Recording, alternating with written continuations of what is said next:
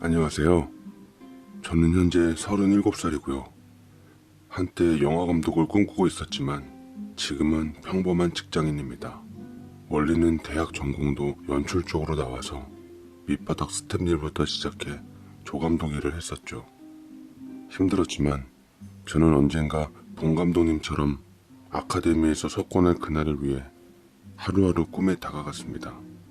제게는 위로 형 하나 있었고 아래로 5살 어린 여동생이 있었는데 깍쟁이인데다 여우 같은 구석이 있는 아이여서 부모님의 사랑을 독차지하고 살았죠. 아들 둘에 막내딸 늦둥이 하나인데 얼마나 귀하고 이쁘셨겠어요.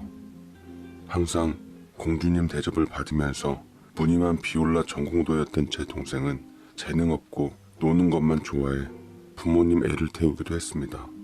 아들인 저도 예술한답시고 능력이 없었기에 부모님의 용돈을 대가로 여동생의 라이딩을 책임졌죠.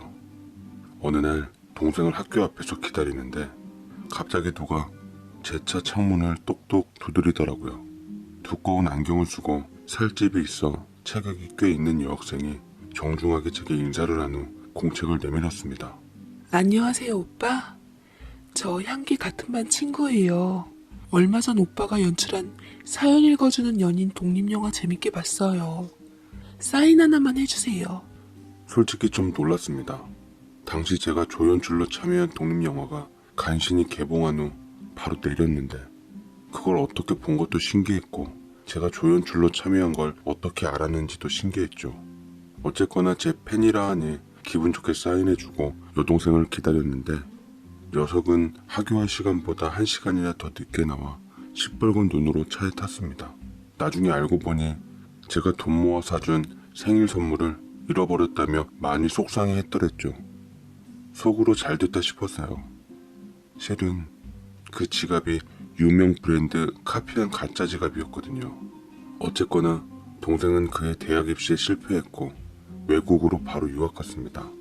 그 뒤부터 라이딩에서 해방되어 저도 제 삶을 누릴 수 있었고 아버지 몰래 어머니가 챙겨주신 용돈으로 살림에 보탰었죠. 하지만 10년쯤 지나니 현실이 보이더군요. 영화 감독의 길은 생각보다 더 멀고도 험했습니다. 볕들 날 없이 매번 조연출만 하는 삶이 힘들기도 했고요. 궁핍함에 사는 게 아니었습니다. 부모님 잔소리 듣기도 미안하고 민망하고 딱 이번 작품만 끝으로 제 일을 그만두고 더 나이 먹기 전에 취직 자리를 알아보기로 했습니다. 법률을 다룬 소재인 영화라 변호사 사무실을 섭외해야만 했는데 나중에 촬영이 끝난 후 담당자 여자에게 감독님 대신 감사하다는 인사를 드렸죠. 그러자 제게 명함 한 장을 내밀더라고요. 저도 사실은 변호사예요. 시험 합격한 지 얼마 안 돼서 로펌 입사 앞두고 경험 좀 쌓을 겸 선배 밑에서 일하고 있네요. 참, 영화 며칠 날에 개봉한다고 하셨죠? 기대할게요. 라고 웃으며 얘기하는데 이상하게 그날따라 심장이 두근거리기 시작했습니다. 하도 연애를 안 하다 보니 별 의미 아닌 것에도 설레는 게 이상하게 느낌이 좋아 저는 강수진이라는 이름을 알아두고 명함을 소중하게 넣었습니다. 나중에 영화 개봉한 후 구실로 한번 연락해 봐야겠다 생각했는데 며칠 지나자 그 여자한테서 거짓말처럼 먼저 연락이 왔더라고요. 저 감독님이 연출한 사연 읽어주는 연인이란 영화 봤는데 너무 감명 깊었어요. 이 영화에 대해서 혹시 괜찮으면 해석에 대해 대화 좀 나눌 수 있을까요? 저는 잘됐다 싶어 바쁜 시간에도 불구하고 그녀를 만날 짬을 내었습니다. 근데 약속한 당일 촬영이 많이 지연돼서 새벽에 끝나고 말아 약속을 못 지킬 것 같다고 다음에 보자고 했는데 그녀가 굳이 제 촬영 장소 근처까지 찾아와 절 기다리고 있었나요? 그녀는 제가 밥을 못 먹었을까봐 도시락까지 사왔는데 이렇게 배려심 넘치고 절 생각해주는 여자에게 전 단번에 빠져들고 말았고 촬영이 끝난 후 저는 매일같이 그녀와 시간을 보내며 연인이 되었습니다. 고급스러운 외모처럼 집안 또한 부유했던 그녀는 원래 판사 출신 변호사 아버지로 인해 로펌에 들어가려고 했지만 어려운 사람들 돕겠다는 생각 또한 갖고 있어 사무실을 오픈했다 하더라고요. 그곳엔 항상 빼곡하게 온갖 농작물들과 음료수 간식들이 푸짐하게 있었습니다. 자기야, 이거 좀 갖고 가서 부모님 드려. 다 다 직접 농사 지으신 거래. 어르신들이 이번에 재판 승소하게 해줘서 고맙다고 선임비 못 주는 대신 가져오신 거라고 하더라고. 다들 어려우신 형편이어서 안 그러셔도 되는데 정이 많으시네. 라는데 괜시리 그녀의 훈훈함에 감동이 밀려오더라고요. 이런 여자라면 내가 한평생 같이 살아도 좋겠다 싶을 정도로 그녀가 욕심이 났지만 제가 당시에 꼴이 변변찮아서 청혼을 차일피일 미루고 있을 때 당찬 그녀가 제게 먼저 프로포즈를 했습니다. 나랑 결혼해 줄래 자기야? 나는 자기가 하고 싶은 일 하면서 살았으면 좋겠어. 돈은 내가 벌 테니까 자기는 그냥 영화 일 계속해. 당신이 언젠간 성공할 줄 난 믿어. 저보다 5살이나 어리면서 어쩌면 하는 위로마다 다 주옥 같고 마음에 와닿는지 때로는 어머니 이상으로 의지가 되더라고요. 저는 부모님께 결혼하고 싶은 여자가 생겼다고 소개했고 변호사라 하니 처음에는 제가 경제적인 문제 때문에 무시당하고 살까봐 걱정이 태산이셨지만 곧 찾아온 그녀의 성품에 부모님 역시 반하고 마셨답니다. 어휴, 어쩌면 이렇게 사람이 참하고 고울까. 비록 내 아들이지만 우리 아들한테는 좀 아깝네요. 그래, 변호사라고요? 어머님은 의대 교수시고 아버지도 판사 출신 변호사시고? 네, 그런데 지금은 몸이 좀 안 좋아지셔서 두 분 다 미국에서 머무시고 계세요. LA에 저희 집하고 별장 있는데 가끔 가면 참 좋더라고요. 아버님 어머님도 나중에 같이 모실게요. 라고 하니 저희 부모님 착하고 넉넉한 마음씨에 녹아버려 당장의 결혼을 허락하셨죠. 예비신부 부모님과의 상견례는 미국에서의 스케줄이 있어 뒤로 좀 미뤄졌지만 그것도 무사히 치러 저희는 본격적으로 결혼 준비를 했습니다. 아내는 비싼 동네 아파트에 보금자리를 마련했고 살림살이도 혼자 다 넣었죠. 신혼집이며 살림이며 부모님이 모두 해주셨다 했습니다. 저는 진짜 그냥 몸만 들어갔어요. 그때는 정말 세상 모든 것을 가진 것 같은 기분이 들었습니다. 그런데 막상 결혼식장에서 예상치도 못한 일이 터지고 말았습니다. 유학가 있던 여동생이 제 결혼식에 맞춰 들어왔던 게 계기였어요. 결혼식 전날 캐리어에 짐을 싣고 와서는 이팔 청춘 애교를 보이며 아빠 엄마, 나 이제 우리나라에 정착하려고. 원래 그곳 남자랑 결혼하려 했는데 역시 나랑은 안 맞는 것 같아. 우리나라 사람이랑 결혼해서 엄마 아빠 곁에 살 거예요. 간만에 식구가 다 모이니 좋았고 부모님께서 안심하시는 모습을 보니 저도 좋았습니다. 그런데 여동생의 존재가 제 인생을 뒤틀을 줄은 상상도 못했어요. 결혼식장에 와서 신부 대기실로 들어가는데 제 아내 될 사람을 삐딱하게 보며 진짜 영화에서나 나올 법한 못된 신우이 노릇을 하려고 들더라고요. 언니네 집이 그렇게 대단하시다면서요? 내 친구들도 대단한 집 애들 많은데 하나같이 시댁이랑 남편 무서운 줄 알고 떠받들면서 살아요. 괜히 우리 집안 무시했다간 나 가만 안 있어요. 라고 엄포부터 뒀는데 제 아내는 눈 하나 깜짝 않고 이미 동생의 반응을 예상했던 듯 미소 지으며 아가씨 뜻 잘 알겠다고 응수했습니다. 둘이 나란히 보니 확연히 정신 연령 차이가 나더라고요. 여동생 바라기였던 부모님께서 지 새언니 반만 따라가면 좋겠다며 말씀하실 정도면 말 다 했던 거죠. 제가 아내를 위해서 준비했던 축가를 부르자 아내 역시 저를 위해서 깜짝 비올라 연주를 해주었는데 와, 전혀 알지 못했던 수준급 연주 실력에 하객들은 환호성을 절로 쳤습니다. 그런데 그때부터 동생이 이상한 낌새를 느꼈던 것 같습니다. 결혼식이 끝난 후 신혼여행 다녀오자마자 여동생은 제 와이프를 탐색하기 시작했어요. 언니, 그때 보니까 비올라 연주가 수준급이던데 언제 배운 거예요? 법대 나온 사람 치고는 무슨 음대 나온 사람 마냥 해서 하객들 다 깜짝 놀랐잖아요. 변호사 되려면 공부할 시간도 빠듯했을 텐데 대단하네요. 네, 공부하면서 유일한 탈출구가 비올라였어요. 아가씨도 비올라 전공하셨다면서요? 나중에 저 레슨 좀 해주세요. 레슨비는 잘 드릴게요. 그보다 그때 엄마한테 듣자니까 케이드 법대 나오셨다고 하던데 그럼 몇 학번이에요? 제 친구 남편도 변호사이고 케이드 법대 나왔다는데 언니 이름은 잘 모르더라고요. 이름 개명했어요. 안 좋다고 해서요. 또 제가 주민등록증에 생일이 빨라서 한 학번 위예요. 강은하라고 하면 알 거예요. 라고 굳은 채 말하는데 저는 아내를 무심코 쳐다보았습니다. 강은하라는 이름은 사실 아내를 맨 처음 만났던 변호사 사무실의 메인 변호사 이름이었거든요. 그럼 어떻게 된 거지? 그때 당시 선배라고 했었는데 선후배 간에 이름이 똑같았던 건가 신기했죠. 아내한테 정말 그런 거냐고 처음 알았다고 하자 무심코 아내가 입을 열더라고요. 사실은 나 한국에 있는 법대 안 나왔어. 미국에 있는 로스쿨 나와서 변호사 자격증 받고 한국에 온 거야. 그냥 옛날 분들은 미국에서 변호사 자격증 받았다는 것보다 한국에서 사시 패스한 걸 더 우위로 삼으시잖아? 더 좋게 보이려고 그런 거지. 별 뜻은 없었어. 라고 아내는 말했고 저는 잠시 이상한 낌새를 느꼈지만 이 이상 딴지 걸진 않았습니다. 아내는 그 이후로 제게 더 잘하려고 노력했어요. 요새 변호사 수입도 예전 같지 않은 데다 아내는 무료 변호를 많이 맡아서 더 힘들 텐데 제게 용돈 치고는 큰 돈을 척척 쥐어주었습니다. 하면서 내가 돈 열심히 모아서 당신 영화에 투자할 테니까 감독으로서 역량 잘 다져놔. 내가 당신 믿는 거 알지? 라는 예쁜 말을 해주는데 어떻게 이런 아내를 사랑하지 않을 수가 있단 말입니까? 저 스스로도 복 터진 남자로 생각했어요.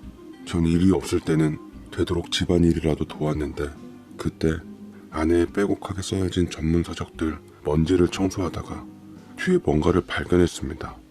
보니까 카드 내역서들이랑 통장들이었는데 집에 월세 계약서더라고요. 분명 처갓집에서 아내에게 신혼집으로 해줬다고 했는데 이상했습니다. 게다가 넘쳐나는 카드빚들과 마이너스 통장. 이러다가 파산하는 게 아닌가 싶었죠. 마지막으로 제 시선을 더 잡아챈 건 꽤 오래되어 보이는 지갑이었습니다. 한때 유행을 했는데 비싸서 여동생에게 비슷한 짝퉁을 선물한 기억이 났죠. 색깔도 똑같아서 열어보려 했는데 갑자기 아내가 문을 열고 들어와 그 지갑을 빼앗은 후 흐트러진 물건들에 대해 화를 냈습니다. 왜 남의 물건에 손을 대? 내 방은 내가 알아서 정리하겠다고 했잖아. 다음부터 내 물건 손대면 가만 안 있을 거야. 라며 확 예민하게 내지르다가 이내 쇼핑백 여러 개를 내밀었습니다. 부모님 선물이라면서 비싼 옷과 구두, 용돈 봉투까지 넣었는데 동생과도 사이좋게 지내고 싶었던지 그 애를 위한 것도 있었죠. 다음날 아내가 퇴근 후 저희 집을 찾아 쇼핑백들을 건넸는데 부모님이 놀라시며 능력 있는 며느리라고 치켜 세워주시고 좋아하시더라고요. 못마땅해 있는 여동생 손에도 쥐어준 아내는 동생을 잘 구슬렀습니다. 이거 신상 명품백인데 아가씨한테 잘 어울릴 것 같아서 하나 샀어요. 나 아가씨랑 동갑내기인 것도 좋고 잘 지내고 싶어요. 나 좀 잘 봐줘요. 라고 했지만 아무래도 노력이 헛된 듯 그 이후로도 여동생이 아내에게 벌인 추적은 날로 심해져 갔습니다. 진짜로 아내의 변호사 사무실을 찾아왔는데 아내 역시 일하는데 방해되었던지 제게 전화를 했더라고요. 여보, 아가씨 좀 데려가. 지금 법률 상담하고 있는데 계속 나 신경 쓰게 하고 스트레스 준단 말이야. 자꾸 이러면 곤란해. 라고 얘기를 해서 저는 아내의 사무실로 갔는데 여동생이 외국인 친구랑 같이 와서 그것을 휘젓고 다니더라고요. 저는 황급히 여동생을 데리고 나오니 절 뿌리치며 확 내질렀습니다. 이 멍충아, 오빠 너 정말 새언니에 대해서 확실하게 알고 결혼한 거 맞아? 내 외국인 친구가 법적 자문을 구하려고 언니를 찾았는데 상담하려고 하니까 어설픈 영어로 자기는 외국인 고객 안 받는다면서 갑자기 전화로 법률 상담하는 척을 하는 거야. 참 기가 막혀서. 아니, 미국에서 로스쿨 나왔다며. 근데 회화를 무슨 초등학생만도 못해? 한국에 계속 있으면 잃어버릴 수도 있지. 원래 언어란 게 계속 써야 하는 거잖아. 저 역시 동생의 말을 들어보니 이해가 잘 안 됐지만 그래도 끝까지 아내 편을 들어주었습니다. 동생은 편들어줄 걸 들어주라며 입술을 깨무는데 내가 그때는 잘 몰랐는데 아무래도 세연이 낯이 익어. 아는 사람은 아닌데 어디서 꼭 본 사람인 것 같단 말이야. 느낌이 좋질 않아. 이따 엄마가 몸이 안 좋아서 S대 병원 간다는데 간 김에 좀 알아보고 오랬어. 이렇게 조금만 조사하면 나올걸. 아님 이 여자도 옛날에 걔처럼 허언증인가? 라고 하는데 당초에 못 알아들을 말을 하더라고요. 동생은 제가 뭐라 할 것도 없이 바쁘게 어머니 올 시간을 맞춰 집으로 갔는데 자가인 줄 알았던 신혼집 월세 생각이 나면서 미심쩍어 같이 가보기로 했습니다. 그렇지만 행여 아내의 거짓말이 사실일까봐 내심 겁먹은 건 저였습니다. 그런데 돌아온 어머니께서 웃으시면서 예, 내가 그 병원 오래된 교수님께 다 물어봤는데 맞다더라. 청첩장에 써있는 우리 사돈인 윤정자 교수님 잘 아시고 그 남편도 판사 출신 변호사 맞으시대. 무남동녀 외동딸인 강수진이 변호사라는 것까지 말씀 주셔서 얼마나 고맙던지. 우리 아들 결혼식에 왔다면서 나도 봤다고 하셔서 치료도 더 잘해주시더라. 우리 며느리 내가 다 보장하니까 이제 그만 의심 좀 해. 이러니 네가 시집을 못 가는 거야. 하시며 어머니께서 증언을 해주시니 여동생은 그제서야 얼굴이 붉어지며 어쩔 줄 몰라 했네요. 어머니 이후로 여동생의 의심은 그쳤고 그 이후로는 지 새언니한테 여태 못다한 게 미안했던지 잘 해주려고 노력하더라고요. 화해하는 저녁 식사 자리를 마련했는데 좋은 자리이니만큼 가족들끼리 가볍게 잔을 부딪히기도 했습니다. 술에 약했던 동생은 단 몇 잔 만에 취해 술 기운을 빌려 문득 속에 있던 얘기를 꺼냈어요. 그때 결혼식 때 우리 동창들하고 몇 명 같이 갔었거든요. 그런데 걔 중에 눈썰미 좋은 애가 언니 비올라 연주하는 거 보더니 고등학교 때 허언증 있었던 그 친구 얘기를 하는 거예요. 언니더러 닮았다고. 걔가 그렇게 얘기하니까 정말 그 친구 같아 보이기도 하더라고요. 걔가 어떤 애인 줄 알아요? 맨날 우리한테 꿀리기 싫어서 말도 안 되는 거짓말만 하고 걔네 사업 망해서 더 이상 예고 못 다니고 일반고로 전학 가는데도 지 유학 가는 거라며 뻥치는 그 친구는 늘 혼자였어요. 그런데 내가 자기 혼자 되게끔 만들었다며 지 맘대로 오해하고 전학 가는 마지막 날 내 학생증 이용해서 도둑노명 씌운 다음에 정작 내 지갑은 걔가 갖고 간 거 있죠. 우리 오빠가 생일 선물로 사준 지갑이었는데 그때 억울하고 아까워서 얼마나 울었던지. 라면서 털어놨는데 그때 제가 술 기운이 돌아서 그런가 괜시리 여동생을 바라보는 아내의 눈빛은 섬뜩하기까지 했습니다. 저는 동생의 얘기를 듣고 나서 아내의 방에서 떨어졌던 그 지갑이 생각이 나면서 갑자기 정신이 들기 시작했습니다. 저는 이참에 술에 취한 척 연기를 했고 집으로 돌아와 제가 자는 척을 하고 있을 때 아내는 몰래 나가서 방으로 가더라고요. 뒤따라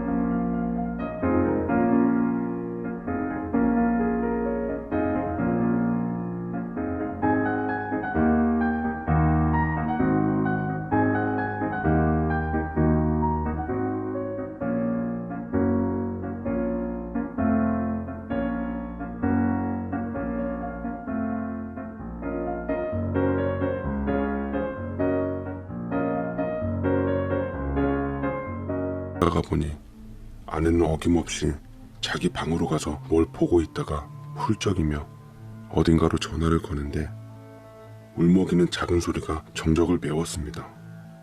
엄마야? 잘 살고 있지? 나 미국에서 신랑이랑 잘 살고 있지. 여기는 지금 낮이야. 생활비 이번 달 조금밖에 못 보낼 것 같아서 미안해. 우리 그이한테 말해서 며칠 있다가 돈 더 넣을 테니까 조금만 기다려. 허리 아픈데 파출부 일 너무 열심히 해주지 말고. 아빠도 평생 남의 집 일해주며 맨날 골골대며 살았잖아. 알았어. 이번 아빠 제사 때는 꼭 갈게. 끊어. 라며 짧은 통화를 끝냈는데 전 순간 숨이 막히면서 무슨 일인가 싶어 충격을 금치 못했어요. 정말로 동생이 합리적인 의심을 했던 게 맞았던 것 같더라고요. 통화한 사람은 아무래도 아내의 친정어머니 같았고 아버지는 돌아가신 것 같았습니다. 남의 집 일 운운하는 거 보면 적어도 의대 교수며 판사 출신 변호사는 아니었던 겁니다. 그걸로 실망했다기보다 아내가 거짓말을 한 게 왜 그랬는지, 정말 동생 말 맞다나 허언증이 있는 사람이었는지, 저는 불쑥 아내를 밀치고는 손에 들려진 다른 곳에 숨기려 했던 그 지갑을 뺏어서 아내를 보고야 말았습니다. 그런데 그 지갑 안에 있던 것들이 우두두 떨어지더라고요. 하나는 그녀라고 도저히 믿기지 않는 학생증, 두 번째는 바로 동생이 학창시절 가지고 다녔던 해묵은 저희 가족 사진이었습니다. 뒤통수가 얼얼해지더라고요. 저는 분노하며 이게 다 무슨 경우인지 모두 설명해보라고 했습니다. 허나 아내는 아직도 자신의 거짓말을 제게 완성시키려고 둘러대더군요. 당신이 뭔가 오해했나 본데. 우리 부모님 다 교수님이고 변호사야. 맞다. 사실은 두 분이 요새 적적하셨는지 이웃들끼리 연극 연습을 하신다고 하더라고. 이번에 가난한 부모 역할을 맡으셨다는데 당신도 연출가니까 잘 알잖아. 부모님께서 워낙 완벽주의자셔서 연극이 끝날 때까지만 가난하고 자식한테 손 벌리는 부모처럼 대해달라고 하시더라고. 그래서 내가 맞춰준 것뿐이야. 제발 당신 여동생 좀 닮아가지 마. 지긋지긋해 걔는 진짜. 나한테서 친구를 뺏어가더니 이번에는 당신까지 뺏으려고 하잖아. 그냥 날 사랑한다면 의심하지 말라고. 라며 소리치는데 저는 너무 충격이 심해서 엉엉 울고 있는 아내를 두고 너무나도 소름이 돋아 도망치고 말았습니다. 저는 어머니가 분명 아내의 장단을 맞춰준 걸 기억하고 집을 찾았는데 아내의 연극은 제가 알게 된 이 시점에서도 막이 내릴 생각을 않더라고요. 자신의 거짓말을 인정받기 위해서 저희 부모님께 전화를 걸어 말도 안 되는 거짓말들을 또 늘어놓았다고 하는데 이미 어머니께서는 모든 것을 알고 있었습니다. 깊은 한숨을 쉬면서 씁쓸해 하시더라고요. 애가 항상 뭔가 부족하고 힘들어서 그랬던 거야. 거짓말을 해서라도 그럴듯하게 포장을 해야 스스로를 지킬 수 있다 여긴 거지. 그냥 속았다는 생각보다, 괘씸하다는 생각보다 그 애가 평소 얼마나 우리를 위해 안쓰러운 노력을 했는 줄 알기에 그냥 내가 맞춰줬다. 우리 딸 같아서 딸이 그렇게 힘들어하는데 힘이 안 돼주고픈 엄마가 어디 있겠니. 딸이 살겠다고 그랬는데 이해 안 할 부모가 어디 있겠어. 이걸로 네가 맘이 돌아서 이혼할 거 아니면 너도 네 처 불쌍하게 여겨 행복하게 해줘. 라고 하셨고 저는 어머님의 말씀에 많은 생각에 잠겨야만 했습니다. 여동생도 머지않아 이 사실을 알게 되어 거의 까무러칠 지경이더라고요. 당장에 찾아가서 요절을 낼 것처럼 성을 냈지만 어머니의 난데없는 호통에 결국 꼬랑지를 내리고 말았습니다. 저는 오랜 시간을 생각한 후에야 집으로 다시 들어갔고 어머니의 조언대로 변호사 사무실에서 변호사 행세하는 아내를 데리고 정신과에 가서 치료를 받게 했습니다. 처음에 거부하던 아내도 제가 부드럽게 설득하니 제 말대로 해주더라고요. 의사가 말하길 아내는 전형적인 허언증, 리플리 증후군이라고 하는데 자신의 거짓말에 아직 이성적으로 접근할 수 있는 상태라며 치료에 희망을 심어줬습니다. 아내는 그 이후로 정신과에서 약물 치료와 상담 치료를 받고 있고 조금씩 회복되어 가고 있는 중입니다. 얼마 전에는 아내의 진짜 친정 어머니도 배웠고 사위로서 제사에도 모습을 드러냈어요. 장모님께서는 사회적으로 명망 있는 분은 아니셨지만 아내에게 따뜻한 웃음을 물려주신 좋은 분이시더라고요. 저는 신혼집 월세를 빼서 부모님 도움으로 경기도 외곽에 아파트를 마련했고 치료를 위해 장모님이 당분간 아내와 함께 있기로 했습니다. 저희 집에서도 하루가 다르게 회복하는 아내를 기특하다 여기시며 조심스럽게 응원해주고 있습니다. 저는 영어사를 나와 취직을 해서 경제활동을 시작했고 치료비와 생활비를 벌기 시작했네요. 여동생은 대세에 따르며 제 아내와 화해하는 척을 했지만 여전히 꺼림칙했던지 10몇 년 만에 돌려받은 지갑을 휴지통에 버리고는 지갑 다시 보니 짝퉁이더라. 오빠랑 쟤랑 아주 찰떡이다. 거짓 인생 살았으니 반성하고 이제부턴 스스로에게 솔직한 인생 살아. 나중에 조카에게 허언증 부모라고 낙인 찍히고 싶지 않으면. 저는 지갑을 주워 지갑 속 안에 그녀의 학생증을 보았습니다. 가만 보며 기억을 더듬으니 제 차에 먼저 창문을 두드리며 제게 첫 사인을 받아간 여학생이 바로 아내더라고요. 아내에게 생각난 김에 얘기를 했더니만 아내는 무안한 건지 그 얘기는 일절 대답하지 않았습니다. 딱 보니 아내가 그때부터 절 마음에 담아둔 것 같다는 생각이 들어 그걸로 장난삼아 놀리기도 했어요. 저는 앞으로 아내를 사랑한다는 그 말에 빠지려고요. 제 말이 거짓말일지 참일지는 아내에게 달려있고 아내는 더 이상 거짓말을 안 하려고 노력합니다. 비록 남들보단 시간이 좀 걸리겠지만 우리가 서로 사랑하는 마음으로 한 걸음씩 노력한다면 행복이라는 정점에 도착하리라 믿습니다. 오늘따라 맞잡은 아내의 손이 제 마음처럼 참